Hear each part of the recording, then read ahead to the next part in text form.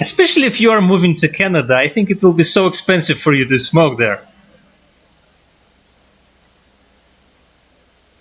Okay. Unfortunately, exactly.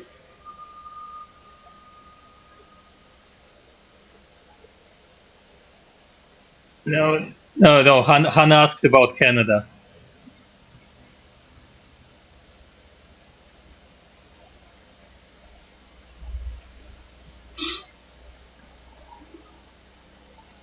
Yeah, Pasha's partner is a researcher in Canada, and for a few years already. So, yeah, how many years was it? Like 4 or 5?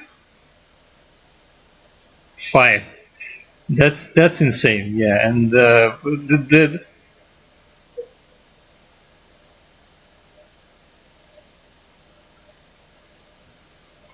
oh, we need to start. I forgot. Absolutely forgot. Yeah. All right. Hi everyone.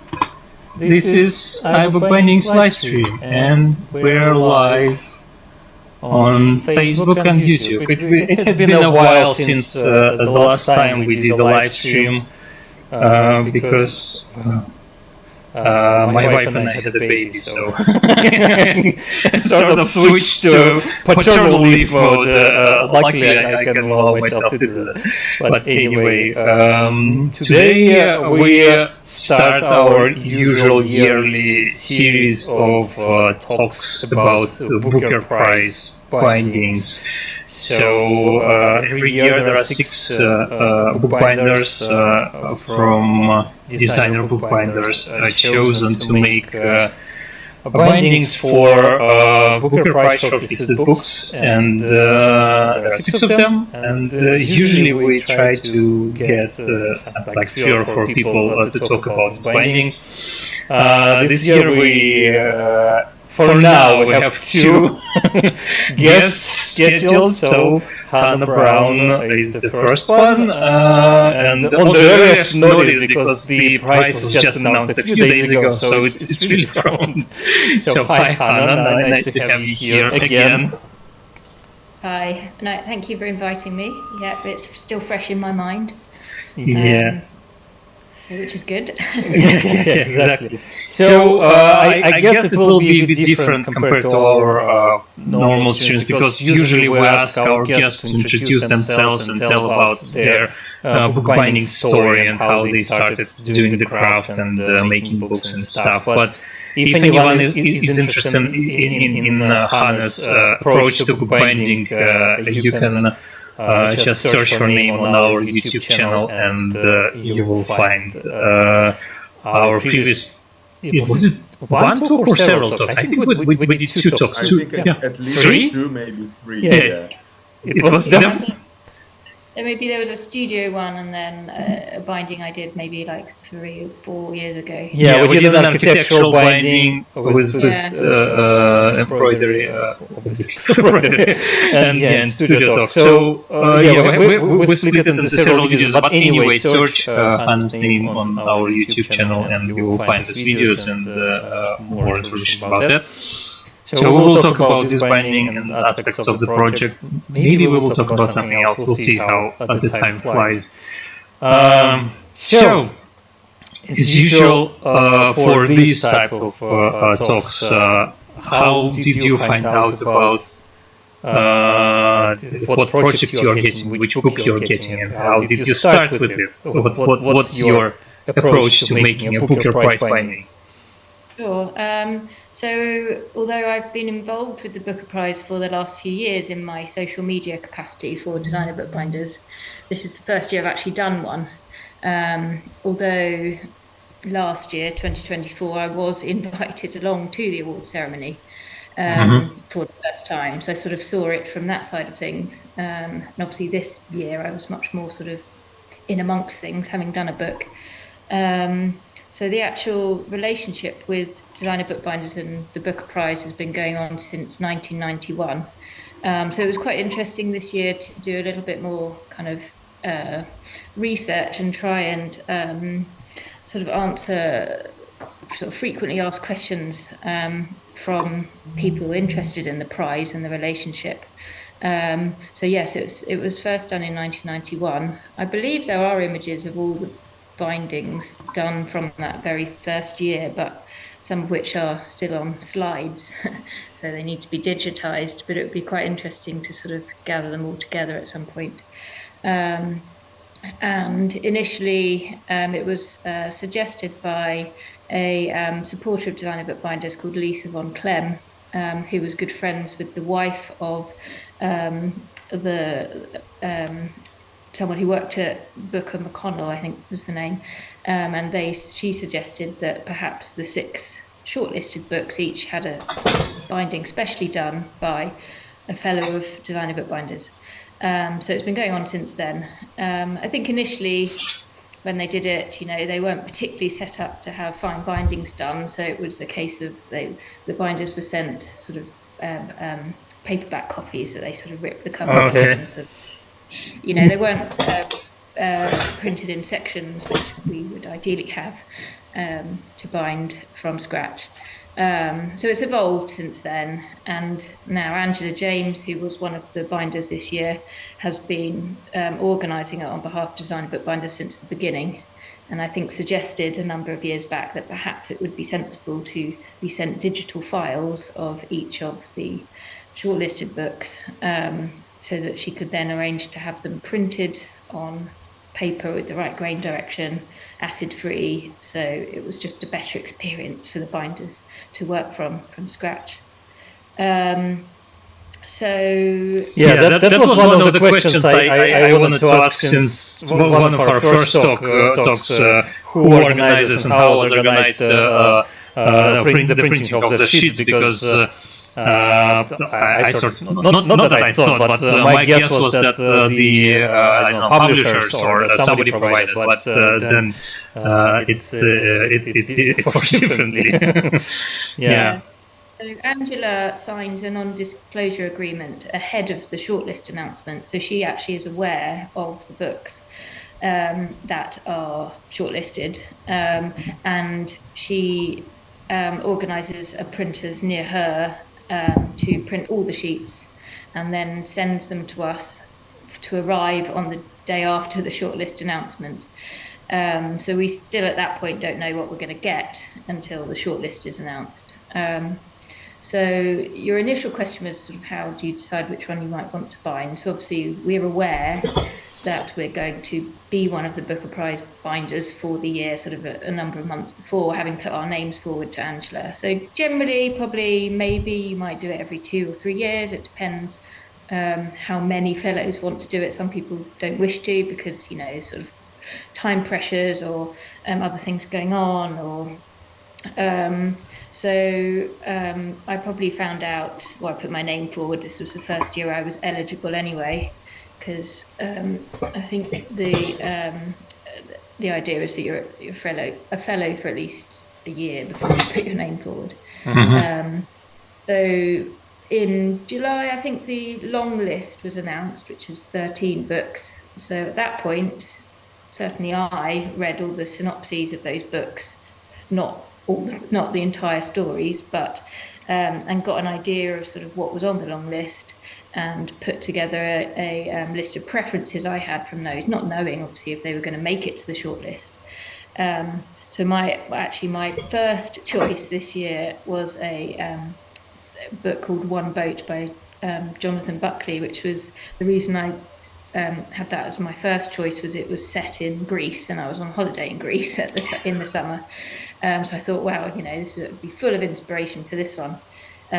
However, that wasn't shortlisted, so I got my second choice, which was the one I bound. Some of the fellows who bound books this year didn't actually put preferences in. I think they're happy to sort of take what they're sort of given. So Angela works through, I think, whoever's put a preference list through and sort of chooses who's going to do what. So I first knew on the day after the shortlist, when the sheets arrived, which book I was doing. Interestingly, I think all of our previous guests have their preferences, and they even make bets or something like that, trying to figure out. Somebody told us that guessed like 3 out of 3 times they did it. Something like that. Yeah, there was something like that. Before Pasha asks his question, because he wants to ask something, I wanted to do our standard introduction, not introduction, but my standard talk about our stream and stuff. So we have some guests and not guests, well, guests, viewers on our live stream, both on YouTube and Facebook. So if you'd like to tell us from where you are joining us, it's always fun and exciting to know from which countries and locations people are joining our talks. If you have any questions to Hannah, please post them and we'll pass them on. And hopefully Hannah will be able to answer them. And please check the description of the video down below. There are links to our social accounts and our Patreon. The support of our patrons is crucial for continuing our live streams and some other projects. But also there are links to Hannah's website and the Instagram. Please follow Hannah on Instagram. That's also important, and she posts lots of interesting and amazing stuff there. So we already have. Do you hear the washing machine in the background, or? Okay, because it's quite loud now, but it looks like microphone is doing its thing. So we already have Hanfleet on YouTube. A big hello from Lancaster, UK, our regular viewer, and probably there are some other regulars there as well. Maybe they will show up a bit later. So Pasha, I pass it on to you. Yeah, so this year, for the first time, I did this simple process. So I went through official cover art for all the books that were shortlisted and compared to the bindings, and none of them had any parallels or even common inspirations or themes or anything. So I was wondering, since you kind of pre-selected what you eventually got. Was it from the very beginning that you had certain themes that you wanted to explore? Were you at all influenced by how the book was marketed? What was it like for you this time? It's a very interesting question because at the award ceremony last Monday, as binders, we are sat on the tables with the authors and the publishers. And one of the questions I had to the publishers, which my book was Faber, was how they choose their dust jacket designs. And actually they said to me, I don't know if this is common with all the books, that they have an in-house design team who they very much rated, and I think they probably come up with a number of designs, and then the author was asked also sort of which they preferred, and so that's how they came up with the book jacket for mine. It is interesting because how much are you led by the book jackets? I mean, for me, not at all, because the most important thing is, well, initially I'd read the synopses, so I knew it was a road trip around America, but obviously there was going to be more to the story than that, but that was sort of the crux of the story. And having been to America and done a road trip like that myself a number of years ago, I knew that visually in my head I would have some interesting ideas for that. So the book jacket on mine was, obviously this guy spent a lot of time in his car, so it's a rear view mirror. I suppose he's sort of looking back on his life, maybe you could look at it like that. But I was never going to be swayed by the cover design on that. But it's an interesting question as well, because we as binders have all got different styles. We've each read a different book. I don't know whether anyone read each other's books as well. It would never happen, but I thought how interesting it would be if all 6 binders bound all 6 of the books, and the variety of sort of designs you would end up getting for one particular novel, because everyone sort of takes different ideas from the stories, I suppose. So yeah, do you feel does that answer the question? Yeah, I just wanted to know that we've discussed set competition Yes, for a exactly. couple of times, and Yeah, there it's never the same. Like yeah, quite. the variety is amazing, and yet last year for the Booker Prize, even though those were 6 different books, there were certain parallels between the designs of the bindings that resulted. But this year it's a very big variety. Yeah. Yeah, this year we were also quite pleased because actually, obviously, although I am in contact with the others, I felt I lived the other binders' journeys. Doing the social media, they were all sending in the work in progress pictures to me. So although actually I didn't, as I said earlier on, we had to be quite careful at the beginning to, in sort of in some ways fairly dull pictures that are taken initially because it's the sewing of the pages and it's sort of the sort of inner workings of the book rather than anything interesting on the outside.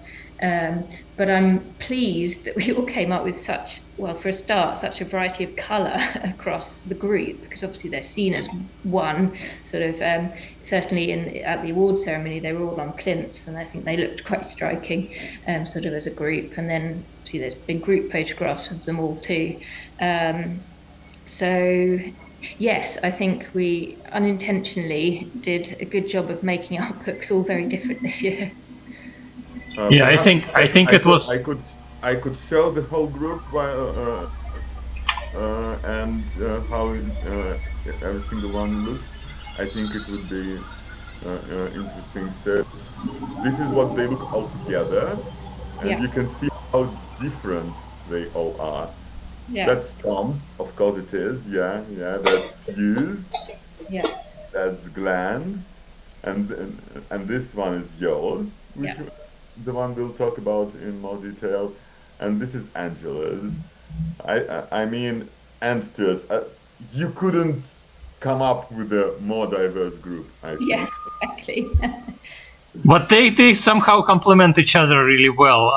And I think it was last year that at least half of the books were similarly color coded or something like that. And it was interesting to see how it worked out again with bookbinders working separately and something in the air probably. I don't know. Yeah, quite. So So I'll stop for a bit, probably. yeah, we had a couple of comments that there is some echoing with the sound on my side. Please tell me if it persists because I changed something, and hopefully it should work better now. Yeah, sorry. Pasha, you wanted to say something else or? No, I think we should go to the designs, to perhaps to in-process photos.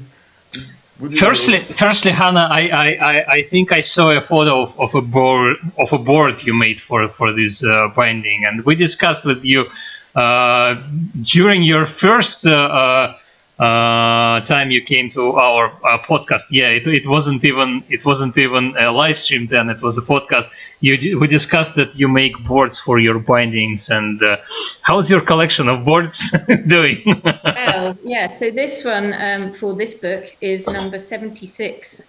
So I have 76 of these. They're not all boards, some of them are little books, but this one's a board. And there are actually two since this, so I've made 78 now. And they are sort of almost my most prized possession really now, because I don't keep any of the books that I make, because they're commissions, and are generally sort of in different libraries or collections worldwide now. So from the very first book I've made, I made a little sample board like this, and I can't not make them now. I have to keep going. And it's an absolute disaster if I don't work on one of these beforehand, because then it's really hard to get back on myself. So I kind of have to do it beforehand. So they are done for a few reasons. A, obviously, as like I just said, as a keepsake, a physical keepsake of a section of the book that I've done. It's also a good way to test out sort of the colour combinations that I wish to use on a book in small scale. And they're really useful to keep as sort of a teaching aid or to show students or future clients for work. So yes, common to all of these, to all my other projects. This one had a sample board made, and actually I took it with me to the awards dinner in my handbag on Monday night, and one of my fellow binders had taken their copy of their novel along for the author to sign, which I didn't think to do. And but someone said, "Oh, you should get the author to sign the sample board." But I didn't have a pen with me, so he didn't. But I thought actually that would have been quite quite apt. That would have been nice. Yeah. That was a nice idea. Yes, this one has a sample board, and it's now living with the rest. And I had to just make sure not to sort of, get any white wine on it or food, but it survived.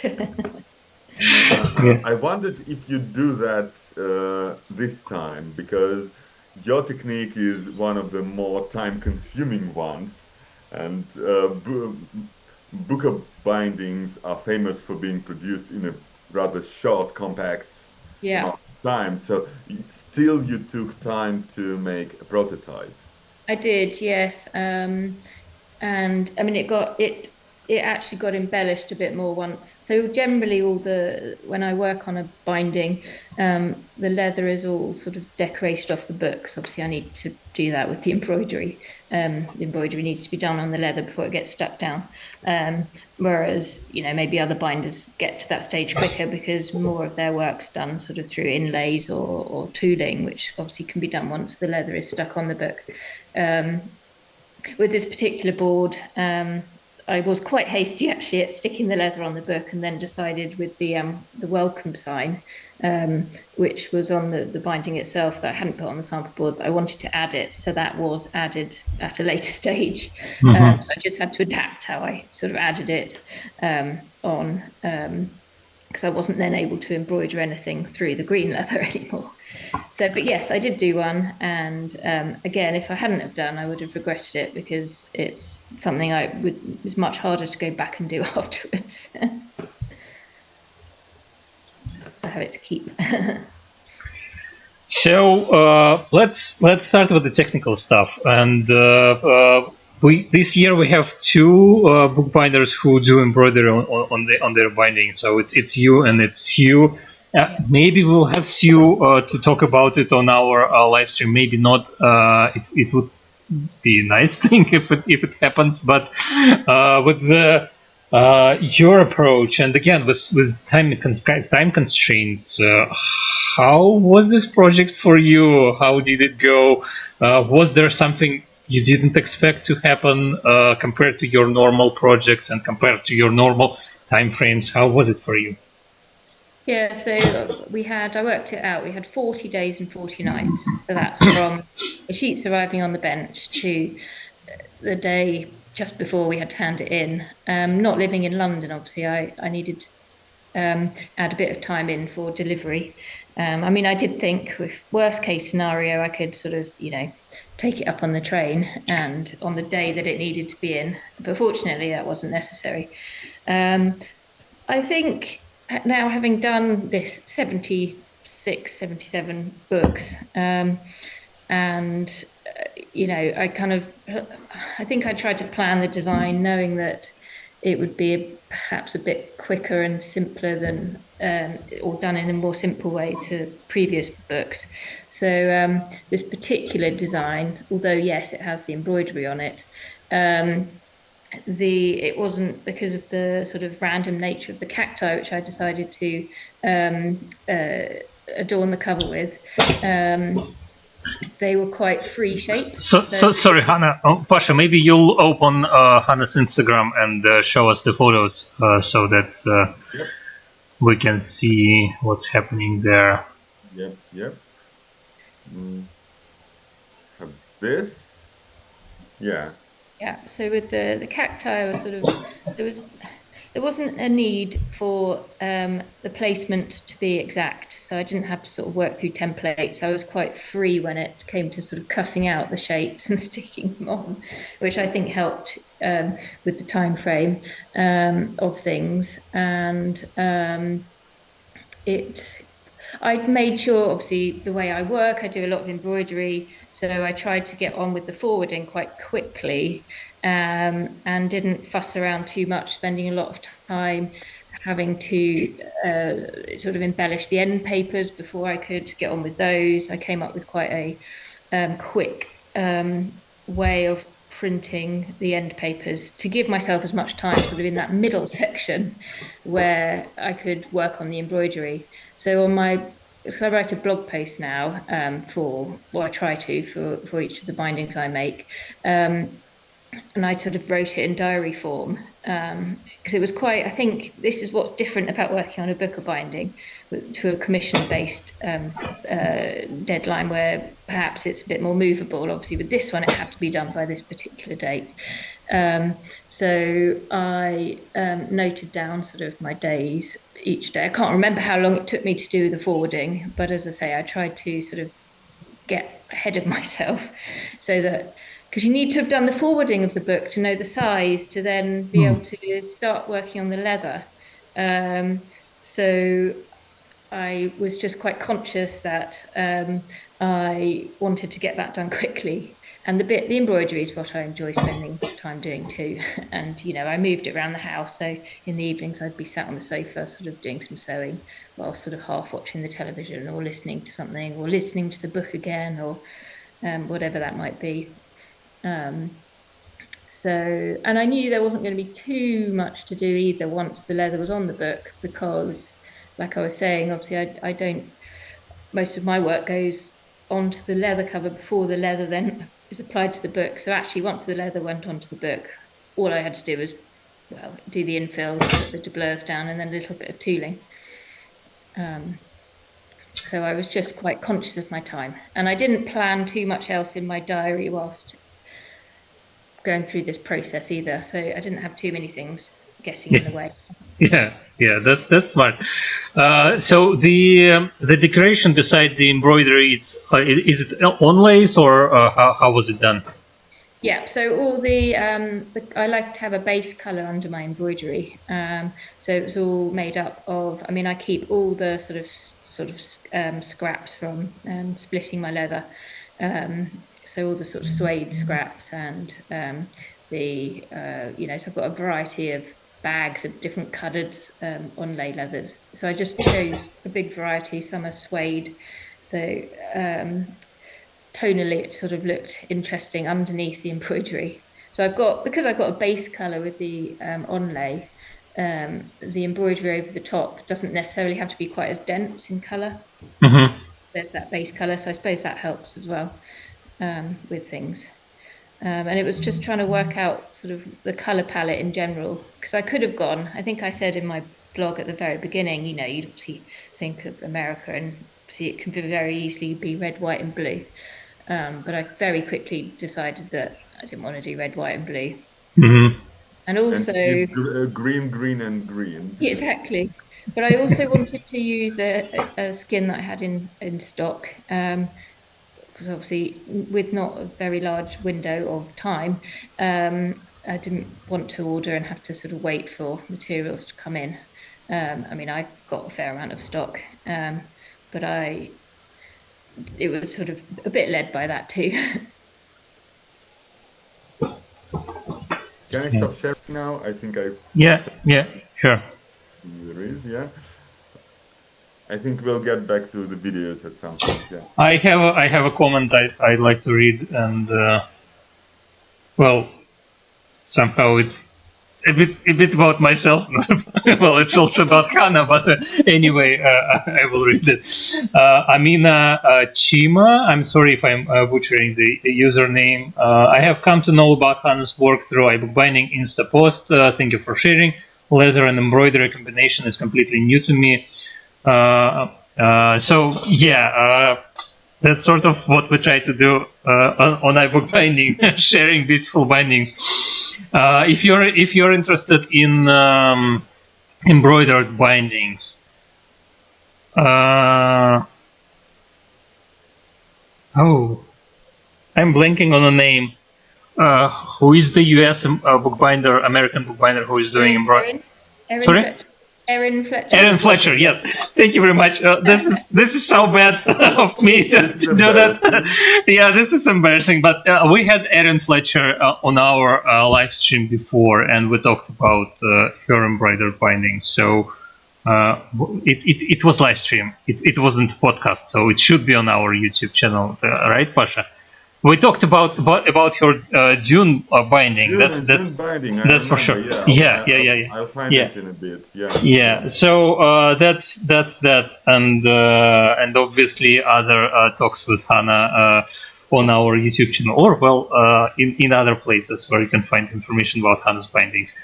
So talking about that and starting with this comment, sort of, if somebody wants to start with embroidery on their bindings, where would you advise them to start with? What to do? How to approach that? Because it's sort of, I did some embroidery when I was a kid. My grandmother made me to embroider lots of napkins and stuff like that. So I know a thing or two about it. I'm not a professional, and it was long ago. And I know a thing or two about bookbinding. I wouldn't really know where to start marrying them together, Sure. So, I mean, I never, again, a bit like you, I suppose, with my grandmother, I used to do she did a lot of cross stitch work, on I can't remember what the fabric's called with the holes in, where you do the cross stitch, and you work from a kind of grid pattern. So that's sort of where I started. Never with a view to sort of, doing it sort of long term. And then I did a crafts degree at Brighton University, and we weren't learning embroidery, but within the materials that we did learn, which was wood, metal, ceramics, and plastics, I'd always find some way to drill holes and add a bit of thread in. I just think I always liked it as a textural detail. I'm not trained in embroidery. I've sort of self-taught really, and just sort of come up with ways of applying embroidery to leather. So from the very, very first book I made, which was 2016, I think it was, and I thought, well, what would happen if I just ran that bit of leather through the sewing machine, to get a sewn line on it? And that's kind of where it started for me. But obviously, you've got to be careful. I don't use a sewing machine much these days, unless, for example, I'm doing a design with lots of linear work to speed up the process. But because you've got to be aware that the foot might make a mark on the leather. And actually, a question I get asked if I do use a sewing machine is, do you use a leather needle? The leather needle on the sewing machine is triangular. I don't. I would always use a conventional sewing machine needle, because bookbinding leather is pretty supple, and you really want to prevent making too big a hole in a cover. So for me, it started off with that sort of first sewing machine line in my book cover. And then it just evolved really. I like the control of hand sewing onto leather more so than sewing machine. I've got a very basic Toyota sewing machine that has its purposes here and there.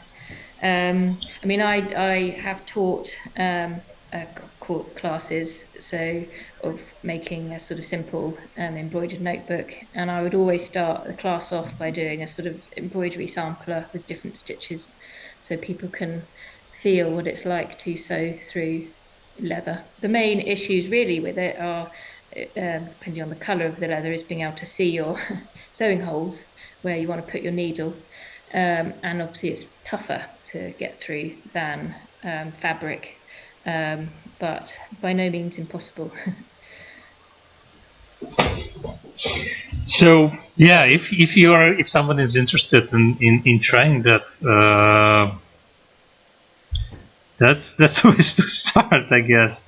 Yeah. Uh, Buy some um, leather and buy some thread, and I mean, it's numerous videos online showing you embroidery stitches, and you know, even if they're showing you on sort of a piece of fabric, there's no reason why that can't be done on a piece of leather.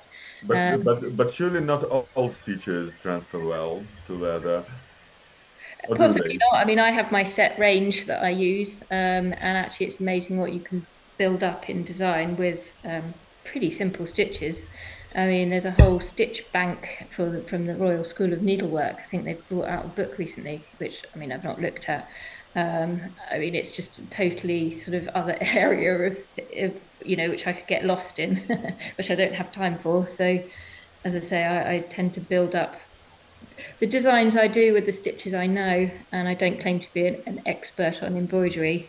I just have done a lot of embroidery on leather for my own books and just sort of developed it over the years, really. But are there any technical limits set by leather, say the size of the stitch, the width of the thread? What are the things you have Yeah. to consider? What you can have issues with, because leather, obviously, depending on what color leather you're using, it can really pick up the color of the leather on the thread.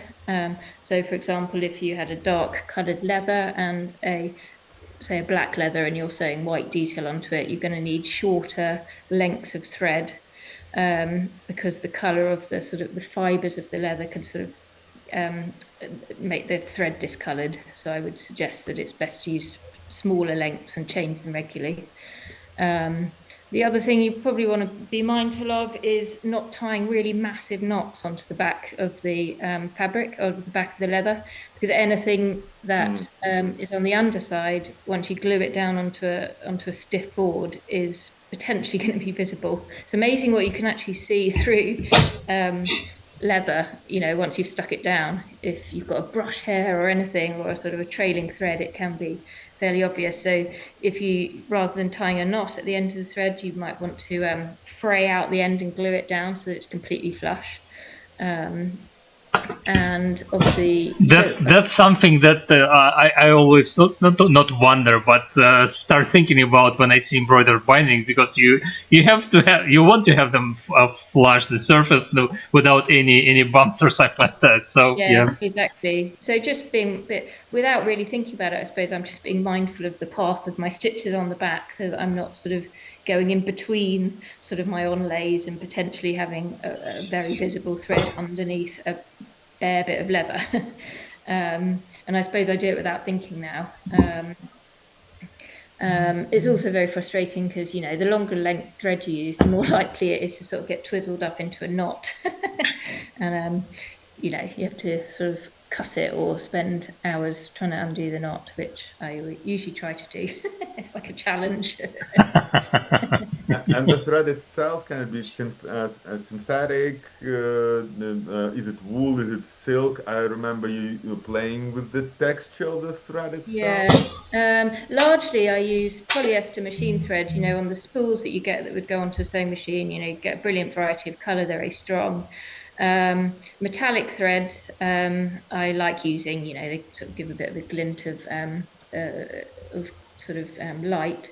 They're very temperamental to use though, because the nature of them is they've sort of got a core of nylon or something, and then around the outside is a sort of twist of metallic. So they're very prone to kind of breaking or sort of delaminating, and can be quite frustrating to use. So you just have to be a bit more mindful about using those. And then I do use, which is what I usually teach initially with, are the embroidery schemes. So you get the like you'd use for cross stitch, and they're sort of 6-stranded threads, which you can split, so you can choose what weight of thread you want as well, by varying those. So that's what silks I have used before, but they're not so strong, and they're more inclined to pick up the color of the leather when they're being pulled through. So if I was using a silk thread, I might choose to couch the stitch, which is when you do one long thread, and then you go back and do little sort of tiny little stitches up the one hole and back the same hole to sort of catch it down. And actually what I did recently use, although I haven't used it on this binding or experimented with, was looking at the previous binding actually you mentioned to me earlier, which was the book I did just before this one, which was a about English embroidered book bindings. And I just thought I'd look into using gold work threads, which are, you'd see, oh gosh, I can't think of the name of it now. The Royal School of Needlework do amazing sort of courses where you can learn how to use gold work thread, and it's very thick, and it comes in different sort of gauges and different colours. But it's very much something that you can't go in and out to do the leather with. You'd have to definitely couch it down. But I'd like to experiment with that a little bit more too. So there is always something to try, something new with embroidery to try and to experiment with. It's a never-ending process of learning, experimentation. This is like bookbinding is, by the way. Exactly. So I mean, there's so much more with bookbinding that I'd like to learn, but you've got to kind of use what you know when it comes to projects like this, and you have a fixed time frame for it. We have Timothy from Timothy Bindery on YouTube joining us. Hi there. He posted hello from Vietnam. Also one of our regular viewers and guests and friends. Nice to have you here. So I wanted to ask you something. Oh yeah. So now with this many years of experience with embroidered bindings and scores of embroidered bindings you've made. What are there any specific concerns with longevity and conservation and preservation of this type of binding? Because maybe there is some difference compared to normal leather bindings or whatever. And I wanted to add to this question because that's what I was wondering. Because of course, designer bookbindings, you keep them in a box. Yours especially so. But your box for this book is also embroidered. Was there a box for a box? There usually is, but there wasn't on this occasion. Yeah, just finding the box, I decided I would like to title it in the same way as I'd done the book. Actually, you do laugh, but I usually, when I make my wooden containers for my boxes, I do provide those in a sort of conservation. I purchase. You can get conservation drop back boxes made by Bodleian University. You send them dimensions, and they send you an archive box. So I do offer that. I mean, then it's up to the client whether they wish to have the book in the wooden box on their shelf or they have the outer box. But I feel that it's important to offer that. But no, for this one I didn't. But yeah, the longevity of embroidery on a book cover. I mean, you do see images of historical embroidered book covers with the threads coming off. And actually, this is what I was talking about with historic bookbinding. A lot of the books that are done use this sort of gold work thread, and it is very exposed. So yes, inevitably you need to be mindful of that in the future. I mean, the way I add embroidery onto the cover, I would always make sure that it's not going across the board joint, or as little as possible, because obviously that's going to get a lot of movement and is potentially going to wear the thread quicker in that area. The threads that the stitches I do, I always make sure that they're very small, so they're not going to catch on fingers. So I mean, obviously I can't vouch for how long my books will last. It's slightly dependent how they're handled too, but you could say the same with sort of just a book with onlays on it. They're prone to potentially being sort of caught or lifted over time. and there'll be, I'm sure there'll be some conservator in a few hundred years' time cursing me for doing some little stitches or not tying my stitches down properly. Maybe more so on the early bindings when I wasn't so mindful of that. But hopefully they'll be looked after. And it's, hopefully more sound than potentially making a cover with some perspex on the front, which will degrade.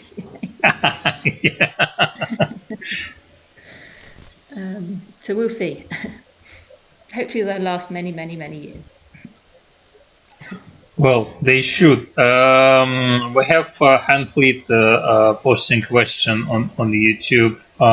Hannah, if you could do your dream embroidery binding in quotes, which book would you choose and how would you design it? Oh, that's really hard.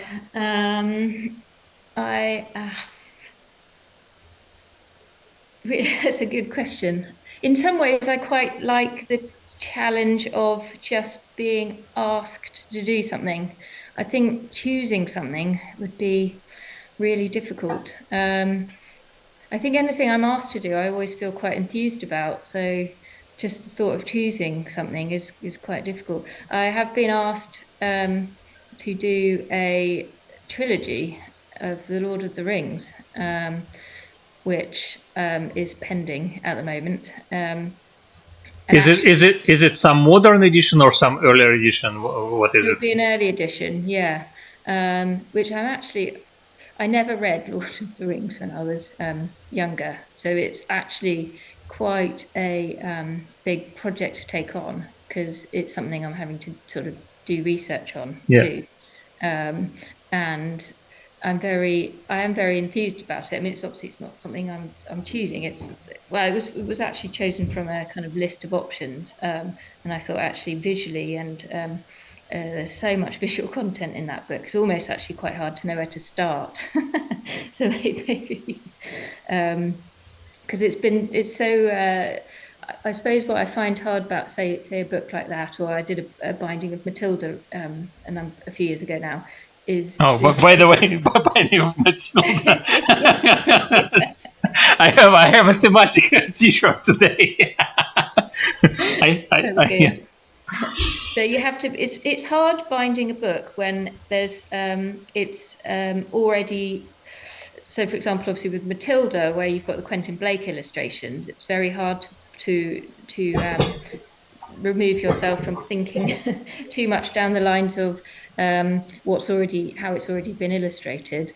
So I know I'm not really answering the question. I don't really know what I'd choose. I got a favorite book. If I may, I would add to this question because you mentioned that you never have the bindings you made remaining in your binder because they are all commissions. Yeah.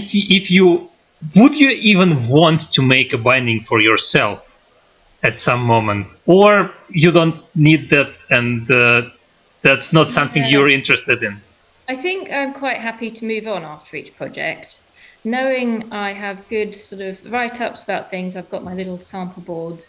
The one thing I regret not having done yet, and I can't see it ever happening, but this is not binding a written book, but as I never made a photo album for our wedding. I started and I just never finished. And I would have loved to have made a photo album for each of my daughters, maybe for their 18th birthdays. I started and never finished. And I guess that's the problem with making something for yourself, is there's never going to be time. And so I suppose hasn't crossed my mind what I would do if I could do something for myself. It would probably be something more like that, something that I could use and go to perhaps put photographs in. But then, yeah, you'd approach it in a different way, wouldn't you? Because you've not got content. So, I mean, the plan was my eldest daughter's called Ivy, so the plan was to do a photo album with ivy leaves on the front for her. And then my younger daughter's called Winifred, and the plan was it was very hard to find something that was relating to that, but there is a dahlia type of flower which has the sort of, they're all given names, and I found one that was called Winifred, so I thought maybe she could have that on it, but they've not come to anything. And paid work kind of always is going to take precedent over things for myself. Yeah. But talking about talking binding with embroidery, it sounds like it can be quite exciting and visually astonishing project. So I can't wait to see until the moment when you post some photos about this project. Maybe you'll agree to come over to our live stream once again to talk about it. Well, Yeah. you should definitely come back to talk about many of your bindings that happened since our last talk, because you have so much so many interesting things there. Maybe we'll talk about this binding Pasha wants to talk about a bit later today. Coming back to Booker binding, our main topic of today's talk. So again, with all the experience of these past years and these past bindings, was there something that surprised you during this project? Something that issues, errors, mistakes, because they are also important in our bookbinding path, and learning how to mitigate them is also quite important. So, I mean, the first thing I was surprised by was that we only got one set of sheets. But then thinking about it, I was like, well, I can't make a mistake. But that's the same as any of my other projects. I've not got sort of multiple sets of sheets to sort of have a go with. And so, you just get on with it. What did I mean, I was lucky that mine wasn't vast in length or size, because one of the books, actually the one that Sue Doggett read and bound, was by far the longest. I think it was over 700 pages. And although I have bound some very large books recently, it obviously takes longer to read for a start, and sort of honing in on an idea from a book that is 700 pages long is probably going to be more tricky than one that is, I can't remember how many pages mine was. The actual making of the book went pretty smoothly. I've come off the back of working on this large edition run, which was those big books I was talking about, which I think took some anxiety away from forwarding of books, when you just have to get things done. And as I mentioned before, I chose fairly plain papers for the end papers, so I didn't have to do too much beforehand. I think sorry to interrupt you. This just reminded me of one of our first talks on iBookBinding's podcast with Ben Elbow, when we discussed that he, as a young bookbinder, he worked at a German bindery for some time, and it was a trade bindery, and he had to lose all his anxieties pretty fast working on large projects promptly, and also he had to lose all anxieties related to adhesives, because like PVA, paste, mix, methyl cellulose, mixed, whatever you use, what you need to use to achieve time and quality. That's just how it is. Yeah, exactly. So I think you can overthink things. As I say, with a project like this, you kind of, I knew I didn't have the luxury of time to sort of plan sort of the design, and so I was talking to one of the other binders on Monday, actually. I think it was Sue, actually, especially with her long book, and she was saying how you almost need to start working on it before you've even finished reading it, so you're almost developing it as you go. And actually that was the case a bit with me. I mean, we're lucky these days that I think probably all of the books were available on audiobook, so you can listen actually before you can sit down reading. So I think I was finishing off another project whilst I started listening, but then I sort of got reading fatigue. I mean, mine was 6.5 hours long, the audiobook, which I actually read. I listened to the whole thing the first day, but I think towards the end, my mind was flitting out in and out of it. So I was always going to listen to it more than once and read it. But I can't imagine what that would be like with however long Sue's book took to listen to. And so, yeah, as I say, the binding itself went well, and I think I'm pleased with how I sort of timed it all within the time frame that I had, whilst also compiling images of everyone else's books and adding them to social media. Yeah. A lot of additional work for that. Let's talk a bit about book blog decoration, because there is some edge decoration there, and also, well, there are doublers. So what happened here or there? What was the idea and the approach and the technical approach as well? And Pasha, maybe you will show us some photos. So the story itself, I don't know. Pasha is blinded, unfortunately, by the sun. Yeah, I don't know what to do. New home, new place. I can barely see you. I'm so sorry. Okay. So the story of the book, The Rest of Our Lives, is by an author called Ben Markovits, and he used to be a professional basketball player in Germany, I think. So when I read the synopses back in the summer and thought that it would be one of the ones on my sort of, top of my list, it was because of this element of the road trip. So the protagonist of the story, Tom Laywood, he is in a sort of fairly unhappy marriage, I would say. I mean, they're sort of getting by. His wife has an affair 12 years previously, and he vowed to himself that when his youngest daughter left for university, he would leave her. So he drives the daughter to university and just keeps going on this sort of unplanned road trip.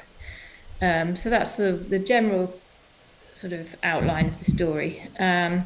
But the protagonist is sort of unhappy in his work too. I think he's recently been sort of laid off from work, or maybe not laid off, but put on leave from work for some sort of comments he made. And his vision is that he wants to travel America and write about people playing pickup basketball. Now, I've got to admit, I knew nothing about basketball. Pasha, will you be able to show us some photos? I'm trying to find photos. I think I've seen a couple. Yeah. There should be something on Instagram, I think. Yeah, I found on the blog. Okay. Yeah. Sorry, Hannah. Okay, that's fine. On my website actually is pictures of the finished book. So in the fine bindings, you'll see a picture of. Yep. Gary. Here it is. Yeah. I thought I saw one. Yeah. So there's a lot of mention of basketball in the story, and he travels around and sort of picks up basketballs with people, and he wants to write about sort of the stories of these people he meets playing basketball. So I couldn't not put basketball in. It seemed so crucial to the story. And I'm sorry, Pasha. It just shows us a gray screen right now. Yeah, now it shows an image. Okay. I think when you go full screen, it loses everything. Yeah. So now it's again gray. Yeah. Now it's okay. I don't know what's. So yeah. Sorry. But the colours were going to work quite well, So it's funny. See, very easy these days to research with the power of your computer and Google. So a lot of my search history over the last 6 weeks has been basketball courts, layouts of basketball, things like that.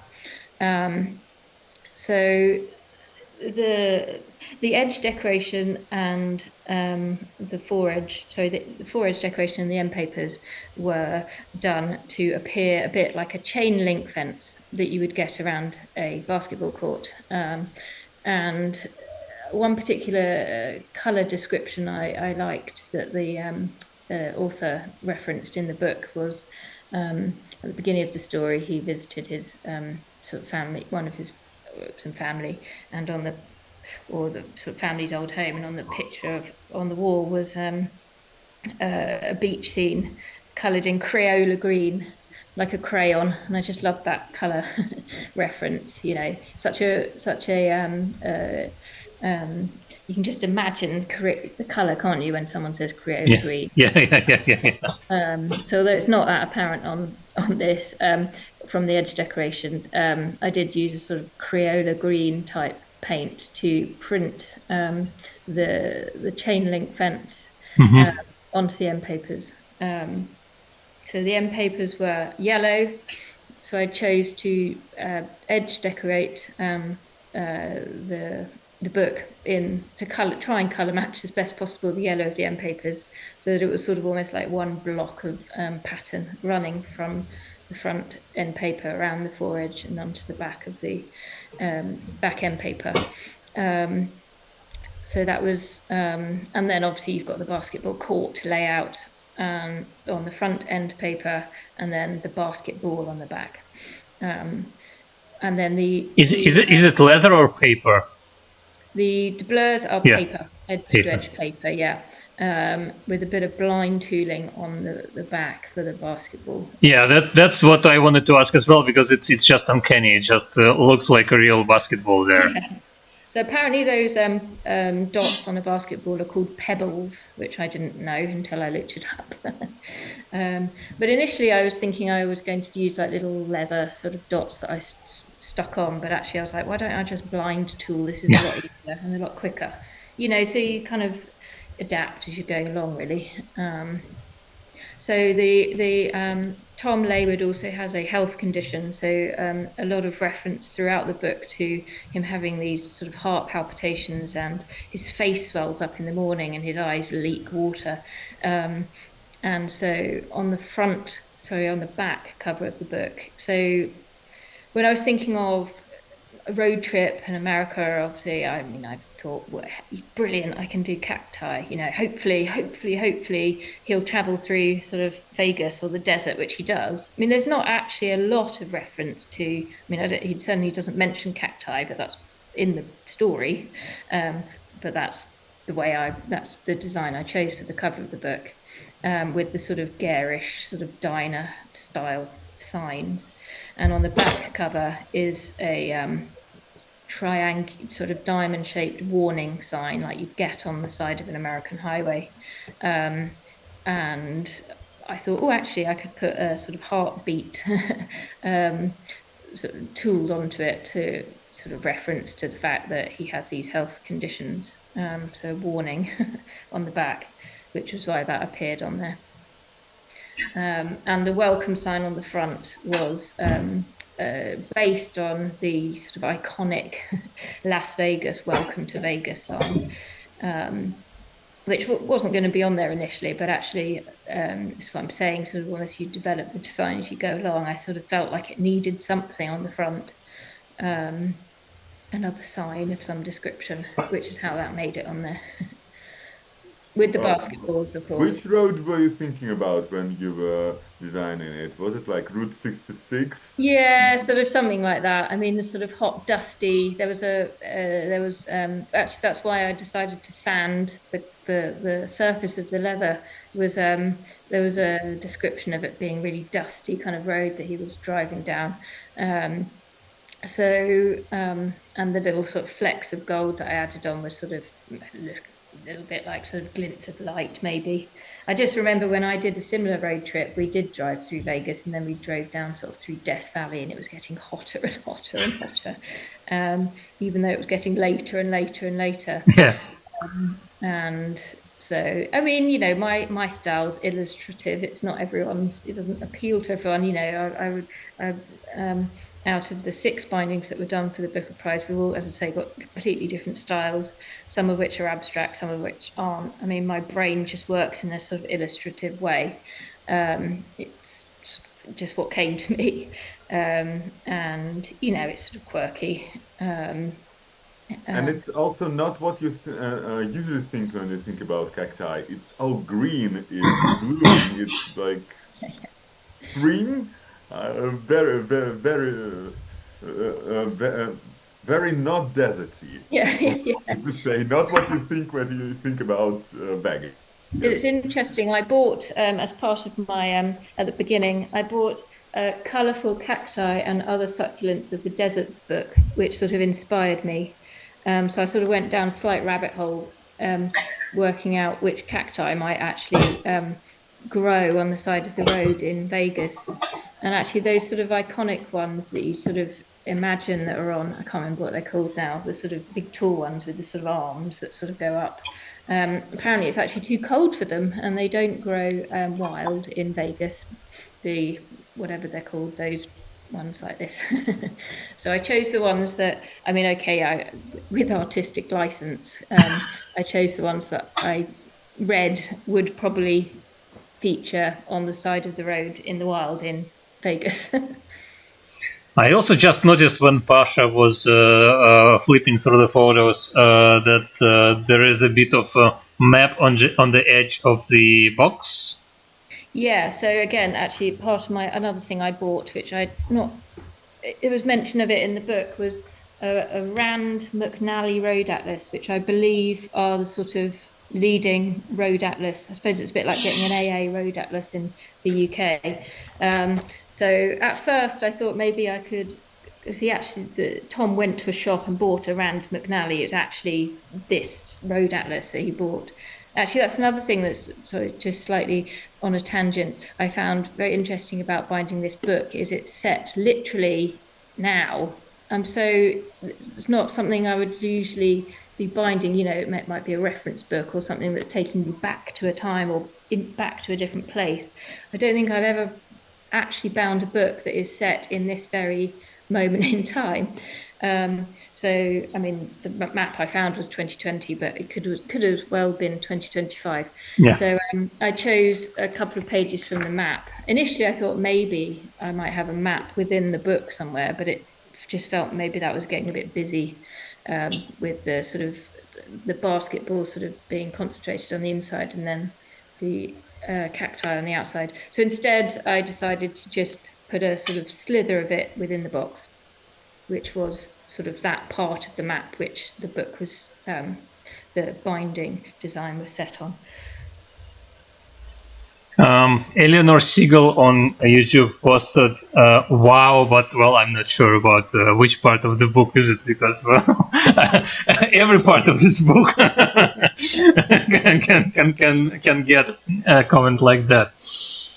Can I stop sharing, because for some reason I can either share and look at the images or at you, and it's been a bit weird to me just listening to you like I'm listening to a podcast. Okay.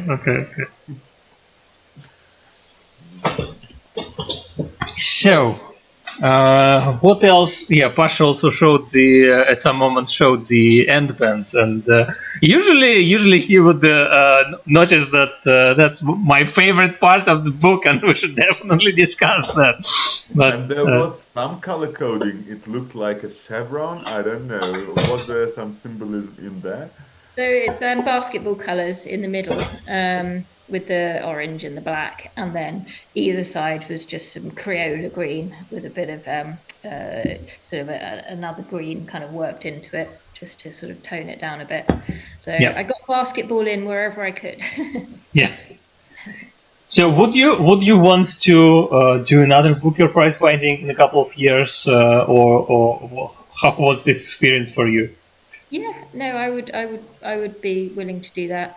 I think it's a really interesting collaboration that we've got going on. I mean, talking about it from the social media point of view, obviously, this year it was quite strange because I'm compiling everyone's information and then also writing about myself. And the Booker Prize team have, I mean, they're fantastic, but they've obviously got a lot more, what's the word? They've got people employed to do their sort of social media and promotion and stuff. And it feels a bit daunting just being like little old me, trying to keep up with that. So it's a really interesting relationship, and certainly I hope that I certainly imagine I'm doing a better job now than we just didn't really have the sort of same coverage on sort of social media, sort of say 5 or 10 years ago. Well, it definitely looks much more active and much more cohesive. What's happening on Designer Bookbinders social media right now. So you're doing a great job, and hopefully that will attract a lot of followers and viewers. Well, that's probably what I should mention as well. Everybody, please go and follow Designer Bookbinders on Instagram and Facebook. Yeah, so it's it's like I'm maybe with the same with iBookBinding. It's time consuming, isn't it? It's takes up time and it can feel a bit zapping. And it's just it just always seems to be how the timing works out. Just talking about Designer Bookbinders again, with the DB UK bookbinding competition has literally happened the same week as the Booker Prize. So we have nothing. It's sort of barren for quite a number of months. It's these two really big things. Less than that of each other. So it's just trying to give them both kind of the coverage that they deserve, really. That's well, working with Instagram is a real chore, and that's something unfortunately many bookbinders either do not understand or do not want to work with, because we talked with quite a few people who do their Instagram and who do Instagram well, and my experience as well shows that if you want to bring more customers, Instagram for visual objects like bindings, like design bindings, is definitely the place to get more customers. And maybe not for maybe not everybody needs that, but I don't know. At the same time, there are bookbinders who do Instagram at least good, and some have quite astonishing feeds. So. Eleanor Siegel also wrote, yes, every part of this book and HANA process is wowza. So, that was about everything. So should we spend something like 10 minutes, 10 or 15 minutes talking about your previous binding, about the embroidery? I think we have like 10 minutes. We're looking from your schedule, yeah? So the binding, I have a sample board, same size as the other one, which was this was a really interesting commission actually, because is it the gold thread you mentioned over there, or what is it? I don't know how obvious it is. It's pretty obvious. And it was a really interesting commission because pretty sure, I was asked to do it because, so the book itself is called English Embroidered Bookbindings, and it's a sort of reference book, so to speak, of English embroidered bookbindings, historic ones, which actually were all sewn on materials that I wouldn't choose, but they were on satin, velvet, and canvas, I think was the other one. I'm sorry, have you actually seen any of those really famous Tudor, Elizabethan bookbindings? Because I've only ever seen them in books. They don't get out too often. I used to work at the V&A, and although now I regret it, not going and seeing more in the National Art Library, which is within the V&A. I was, when I did work there, but this was probably at least 10 years ago now, given a I was shown quite a number of embroidered bindings, some of which were what we were just talking about, the very delicate, quite small, almost like sort of pocket books. But interestingly, those books, I think, were bound with covers and then the embroidery stuck on afterwards. And a lot of them are sort of delaminating. I mean, I'm not an expert at all on historic embroidered bindings, but this particular book, sort of had some sort of pictures of some examples. And now, I mean, obviously, make contemporary embroidered bindings, and I embroider onto leather. So being asked to do such a commission was an interesting challenge. It was like, well, do I try and experiment with the materials that embroidered bindings used to be made from, or do I sort of do what I know I can do and embroider onto leather? So the compromise for this particular book was I made a cover design, which I knew I was going to embroider onto leather, but I decided actually on the box for the book I would experiment on and have little sort of emblems based on the cover design I'd chosen for the book, but sewn onto those three materials. And actually velvet, never bind a book in velvet, because obviously the nap of the fabric, you put a stitch in and it just disappears. You're like, where's that stitch gone?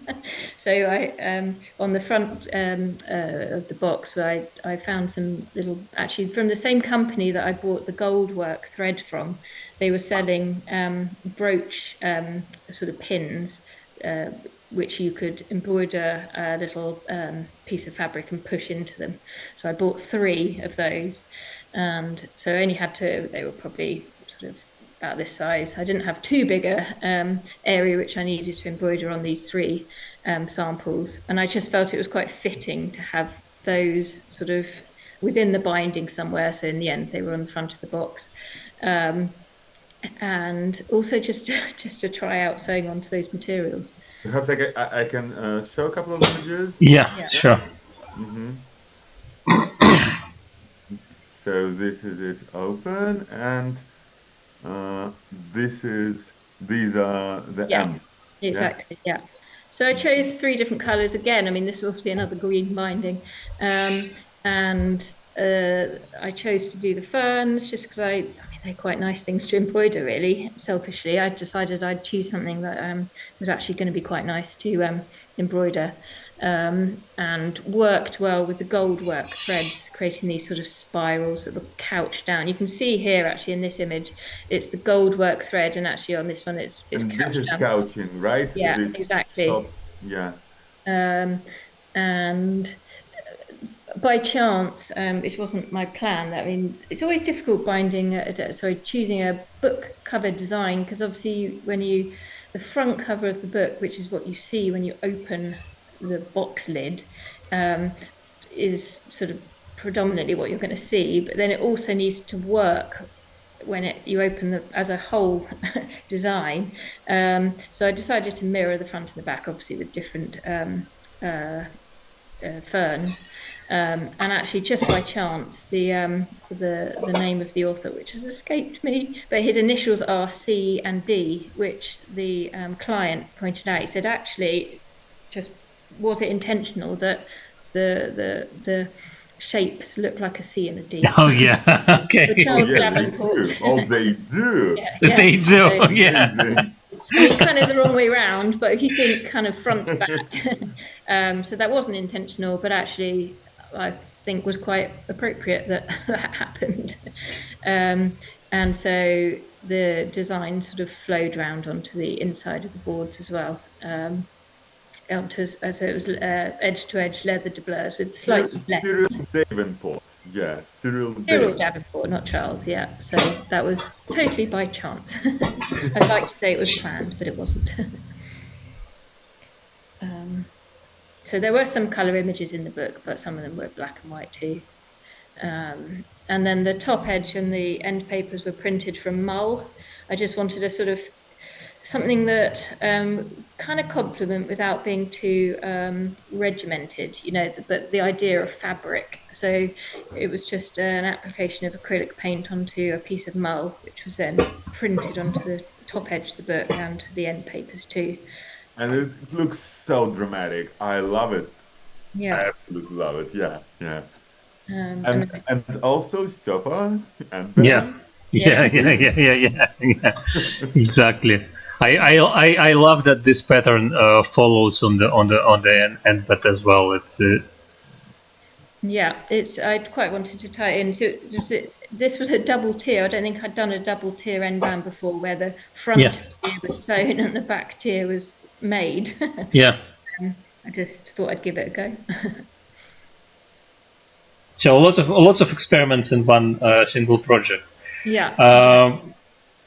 I think we'll have time for a couple more questions, but if anyone among our viewers has a question, that's your last opportunity to post it, to ask your question about this binding or about the Booker prize binding we discussed today. Also, again, I invite everybody to check the links in the description of the video and subscribe to our social accounts and subscribe to here is little Ari. Sorry. I just wanted to ask. Oh, very cute.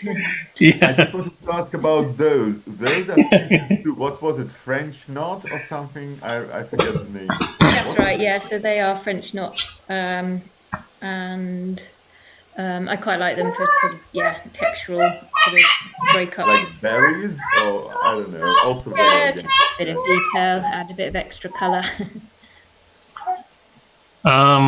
So I started talking about social accounts. Please follow Hannah on Instagram. Check Hannah's website and follow Designer Bookbinders as well. We didn't. I think we should have. Yeah, there is a link to Designer Bookbinders social account as well. Yeah. So that's that. Also, Eleanor's posted, what substrate were you embroidering on? So beautiful. Well, it's leather? Yeah, it's all leather. Yeah. It's all leather. So it's sort of, bookbinding leather, about 0.8 to 1 mil thick. And I mean, I've got toughened ends of my fingers, I think. I use very, very small quilting needles, which are only sort of about this long. Oh, yeah. And I sort of end up with sort of funny kind of notches out of my fingernails at the end of a project. And then I give my fingers time to recover again.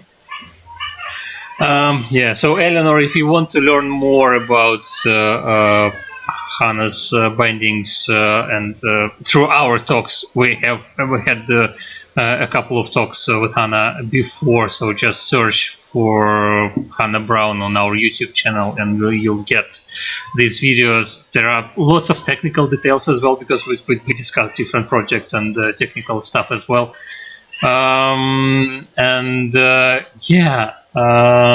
Hanfleet, thank you for a fantastic discussion, and it was inspiring. Thank you everyone for being with us today.